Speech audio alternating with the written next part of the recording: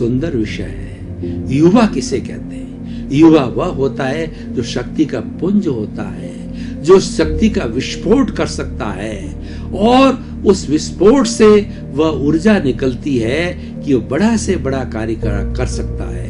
इसीलिए युवा उम्र जो होती है, देखिए पहले तो हमारी बाल्यकाल अवस्था होती है, फिर किशोर अवस्था होती है, फिर युवा अवस्था होती है, फिर प्रौढ़ अवस्था होती है, और उसके बाद के अंदर वृद्ध अवस्था होती है। इन सब में इंपॉर्टेंट अवस्था होती है वह युवा अवस्था होती है। युवा के अंदर व्यक्ति पूर्ण रूप से जवान बन जाता है, उसकी इंद्रियां कार्य करने लग जाती, शरीर में एक जोश होता है, एक काम करने की ललक होती है, कुछ बनना चाहते हैं, कुछ होना चाहते हैं, और वह जीवन ऐसा है कि छलांगे मारता है, क्योंकि उसके अंदर शक्ति का पुंज है, शक्ति भरपूर है, और उस शक्ति के माध्यम से, उस शक्ति के विश्वास के साथ में वह जो चाहता है वो कर सकता है, जैसा वो ध्येय बनाता है उस ध्येय को प्राप्त कर सकता है। तो युवा शक्ति, जिस देश की युवा शक्ति अच्छी होती है वह देश अच्छा होता है। जिस परिवार के अंदर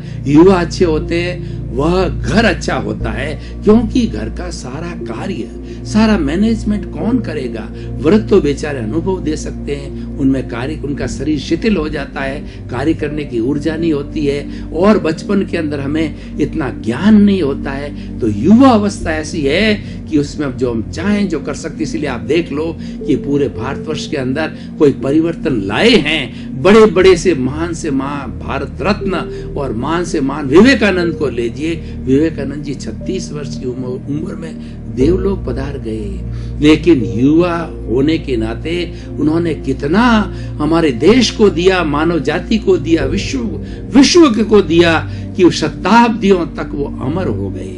शंकराचार्य को देखिए, और उसके बाद में हमारे वर्तमान के प्रधानमंत्री नरेंद्र मोदी भाई को देखिए कि युवा अवस्था के उन्होंने कितना कार्य किया है, और उस युवा अवस्था में कार्य करने के बाद भी आज इस प्रौढ़ अवस्था के अंदर भी वो भरपूर कार्य करते, वो थकते नहीं हैं, वो योग करते हैं, उनमें ऊर्जा है, उनके अंदर जो है जग को पहचानने की जो है वो एक शक्ति है, और वो युग दृष्टा है, युग सृष्टा है। तो इसीलिए जो युवा के होकर के जो कार्य करता है वो कार्य हमेशा जीवन के अंदर सफल होता है। अब प्रश्न देखिए, युवा शक्ति बहुत बड़ी शक्ति होती है, और राजनीति, राज करने की नीति को जो है वो राजनीति कहते हैं, जिससे शासन चलता है। The policy by which the governance is being carried out is known the politics.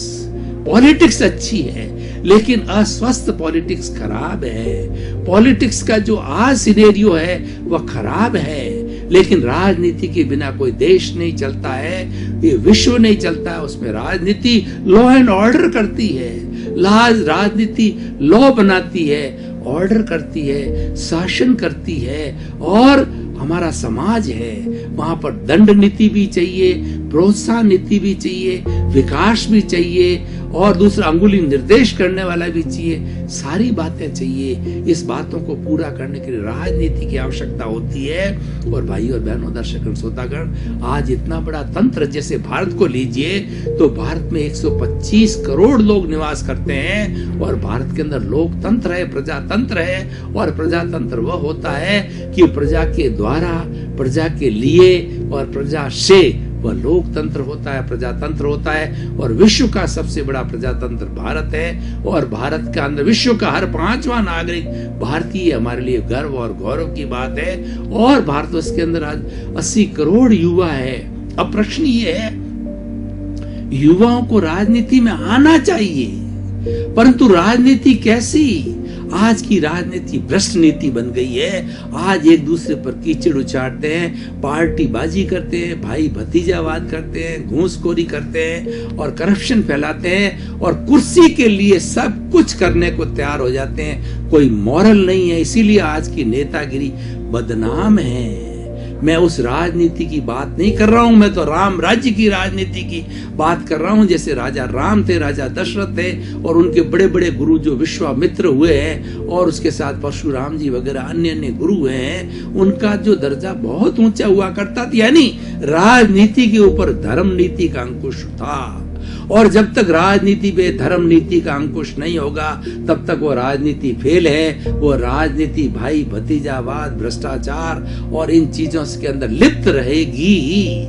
इसीलिए हमें राजनीति के अंदर धर्म तंत्र को जोड़ना बहुत जरूरी है। राजनीति और धर्म नीति मिलकर के एक होलिस्टिक सॉल्यूशन ला सकती है, क्योंकि राजनीति तो कई बार जो है वो गलत दिशा के अंदर जा सकती है। उसके ऊपर अंकुश लगाने के लिए धर्म नीति जरूरी है। धर्म कभी अन्याय नहीं करता, धर्म कभी शोषण नहीं करता, धर्म किसी को दुख नहीं देता, धर्म किसी को गुमराह नहीं करता, धर्म हिंसा नहीं कराता, धर्म अशांति नहीं फैलाता। अगर वो फैलाता है तो धर्म नहीं, वो अधर्म है, वो पाप है। इसीलिए धर्म एक ऐसा टॉनिक है, एक ऐसी संजीवनी है, एक ऐसी कहना चाहिए कि एक ऐसी पारसमणि है, एक नंदन वन है। और ताकि कि उसको अगर व्यक्ति प्राप्त कर लेता है जीवन के हर फील्ड में, वो राजनीति में भी आना चाहिए। राजनीति में मॉरल होना चाहिए। जो व्यक्ति मॉरल वाला है, जो व्यक्ति नैतिक है, वही सच्चा धार्मिक है। मॉरलिटी एंड स्पिरिचुअलिटी अलग नहीं है, एक सिक्के के दो पहलू हैं, एक दूसरे के पूरक है, एक दूसरे के कम्प्लीमेंट्री है। और जो व्यक्ति नैतिक है वो धार्मिक अवश्य होगा। इसीलिए राजनीति के साथ के अंदर नैतिकता आनी चाहिए, मॉरल होना चाहिए, उसूल होना चाहिए। लेकिन आज की भ्रष्ट राजनीति ने तो सब उसूलों को ताक पे धर दिया है। एन के प्रकारेण कुर्सी हत्याना होता। उनको सत्ता का लोभ है, सत्ता का मोह है, सत्ता का सुख है। लेकिन भाई और बहनों, दर्शकगण, श्रोतागण, हमारे देश को जब हमने गुलामी सही 200 वर्ष की जो है, ब्रिटिश राज्य की सही 800 वर्षों की जो है, हमने डच है और अपने खिलजी है, मुसलमान है, इन राजाओं की जो है हमने जो है गुलामी सही, गुलामी सहने के बाद हम ऊब चुके थे और हमने ये सोचा कि हम आजाद रहें, हमें बोलने की स्वतंत्रता हो, धर्म की स्वतंत्रता हो, जीवन जीने की स्वतंत्रता हो, कोई हमारा तिरस्कार नहीं करे। हमारी भूमि, हमारा जल, हमारी पृथ्वी, हमारा सब कुछ हमारा है और उसके ऊपर हमारे पे कोई राज्य करे तो ये हमको अच्छा नहीं लगा। और हम 15 अगस्त 1947 को आजाद हो गए। लेकिन आजाद होने के बाद के अंदर उस वक्त राजनीति का स्वरूप क्या था? उस वक्त में व्यक्ति को बना करके राजनीति में लाया जाता था, प्राइम मिनिस्टर बनाया जाता था, एमएलए बनाया जाता, एमपी बनाया जाता था कि ये व्यक्ति ईमानदार है, ये व्यक्ति अच्छे आचरण वाला है, ये व्यक्ति गुणवान है, ये व्यक्ति धार्मिक है, ये देश का कल्याण करेगा, देश का भला करेगा। तो ऐसी राजनीति चाहिए हमें।